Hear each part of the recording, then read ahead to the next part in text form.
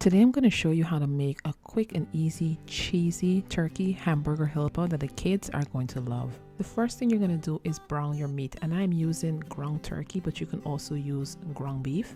I'm adding diced onion, garlic, basil, paprika, salt, and black pepper to the ground turkey. And the reason why I'm using ground turkey instead of ground beef is because I find for the kids it's just easier for them to digest, and they prefer the turkey over ground beef.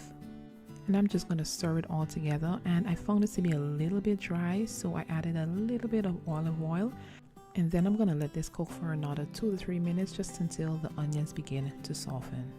Next, I'm going to add about a tablespoon of tomato paste and then stir this all together.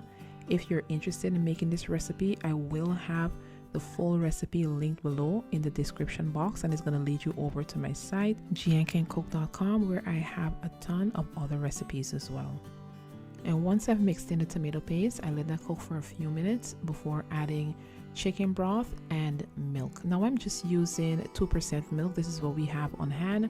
If you want it to be a little bit richer, you can use whole milk. And I'm going to stir this all together, and once it comes to a boil, I am going to add the macaroni. And this is pretty much a one pot dish. Everything is going to cook in this same pot. I'm going to lower the heat to medium and cover it and allow it to cook, and just stir it occasionally just to make sure that the noodles aren't sticking to the bottom. And you just want to cook it just until the noodles are al dente. It should not be mushy, and the pasta pretty much sucks up all of the liquid. Once it's done, you're going to add grated cheddar cheese and just stir it all together until it's melted.